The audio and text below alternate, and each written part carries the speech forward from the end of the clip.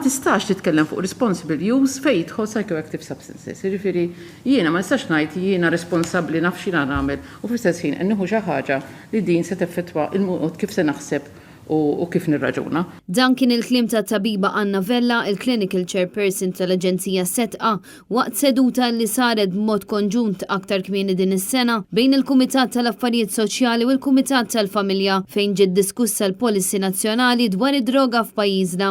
Waqt li kienet qed titkellem dwar il-kannabis, Anna Vella saħqet li dan l-abbozz ta' liġi ma jagħmilx sens għax hemm ħafna inċertezzi li għadhom ma ġewx kjarifikati. Suppost jiġi referut iktar il-cannabinoid level tal-parti tal-kannabis u ħafna minn nies jaħsbu jagħtu l-impressjoni li this is a safe part tal-ħaxixa li mhuwiex. Ġifieri it has been proved over and over again li għandha hallucinogenic effect ngħidulu ġifieri psychotic effect li tibda timmaġna u tara u tisma' l-affarijiet u ma jiddependix mid-doża. Fid-diskors tagħha tabiba Anna Vella konfermat li din il-liġi mhix korretta u l-gvern qatt m'għandux biżżejjed informazzjoni kif din il-liġi se taffettwa s-soċjetà tagħna. Ħafna esperti f'din l-erja jgħidu mill-ewwel li il-kliem li ntuża f'dan il-white paper mhix tajba għaliex inti ma tistax titkellem fuq responsible use għax hija fil-fatt hija myth.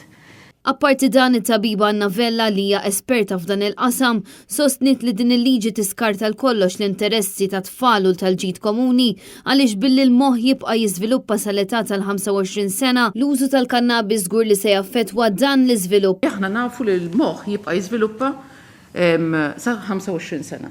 Sa 18 years ikun żviluppa sewwa, però bej 18 u 25 ikun hemm għatem proċess ta' żvilupp li l-kannabis definitely se jaffettwa il-moħħ f'dak il-punt.